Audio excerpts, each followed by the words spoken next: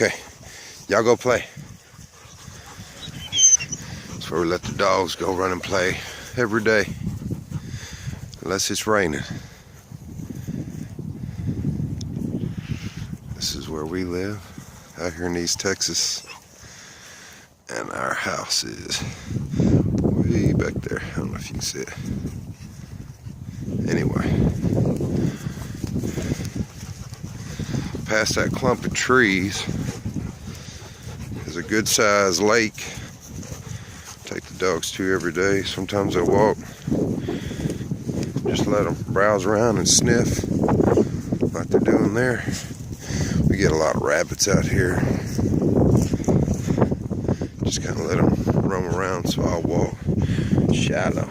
This one here, that's a good girl. She kind of stays close.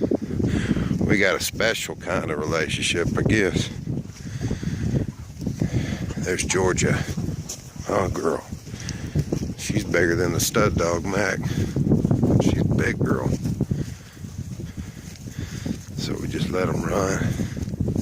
And what I'm going to do before I get to the top of that hill and show y'all the lake that they run and play in, I'm going to kind of stand right here, let them do their thing, and see if they'll wait on me. Like, are you coming, Daddy, or not?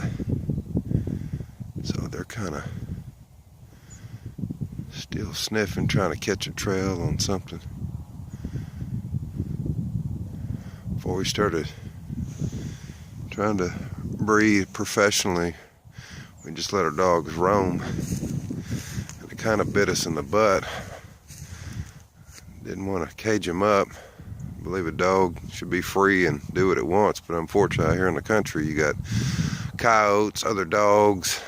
People drop off their dogs out here all the time that may be aggressive or not good dogs, and we got to deal with them. And other owners get mad if they got chickens and dogs go over there. So my stud dog Mac, he's got one eye, and the story goes he was shot in the eye by one of our neighbors that we really don't know. One of the few people we don't know out here, but he lives way over there somewhere. But anyway, see how my dogs, they're not going that far. They're keeping me in their field of view, if you can see that. I got my phone zoomed in. Now watch this, I'm gonna whistle, see if I can't call them back. They're on something now, all of them. Here, girls! That's good, girls! That's good dogs! Come on, Cheyenne! Mac! Look at that. Oh, it's Shiloh in Georgia. Good girls. Come on, Bella. Bella, come on. That's a good girl. Come get some lovin's and you can go. Okay, yeah. There's Bella. There's Georgia. There's Cheyenne. Okay, so the other two didn't come. Well, here comes Mac. Come here, Mac. Here, boy. Hey, Mac. Here, boy. That's a good boy. And there's a stud dog. Anyway, what I was telling you about his wounds, he's been attacked by a pit bull. Supposedly, oh, train wreck. Shot with a .22 in the eye. That cost us $400 to get that all taken care of and sewn up. He's been snake bit. And he's got a broke foot when he ran off one time. He got hit by a trailer or car, so his back left foot still. I just want to have to go through the pain of re-breaking it, resetting it. So, anyway, he's still a good stud dog, and I mean lovable as they get. Look at that. That's a good boy. He's checking to see if there's any estrogen levels in that female's pee. Okay, I'm gonna go to the top of this hill and I'll show y'all here in just a second. I'll be right back. Okay, so we walked up the hill a little bit. Now we're coming on the backside. Now the lake back here is in view. If you're wondering, all this land right here that we live on, we actually only own 2.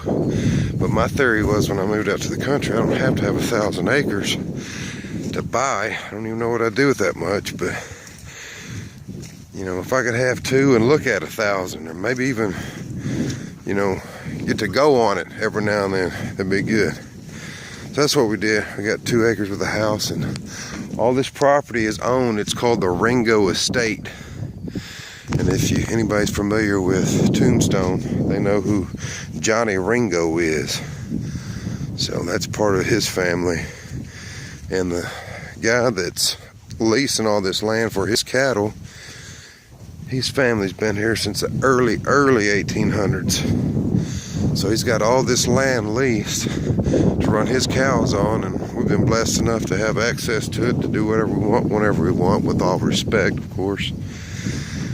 We don't tear anything up. If we're going to use something, we try to make it better than what we got it. So we're very fortunate to be out here. This is the lake that let the dogs run to. As I was talking about earlier, the 2 older ones didn't come back. And we do have dogs that will fetch. We'll get in the water, as you'll see here in a second. They're getting in there right now.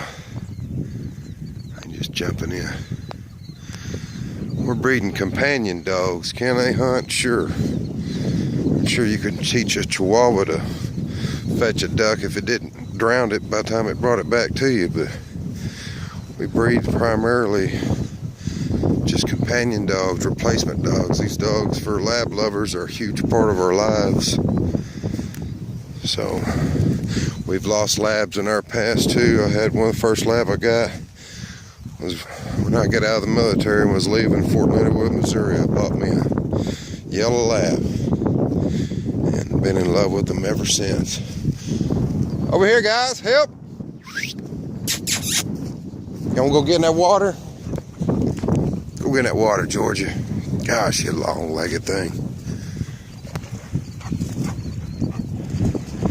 See, they love the water. Is that right, Big Mac? Just go out there, and sometimes they don't know if they want to try to drink the whole lake or swim in it.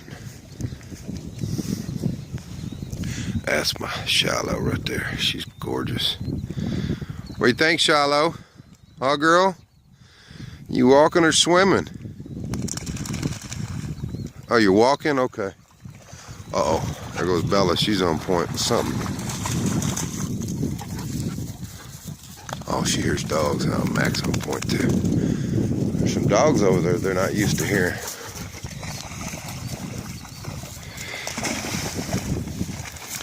Hey, Bella, you want to go get a stick real quick? Let Georgia fight you over it?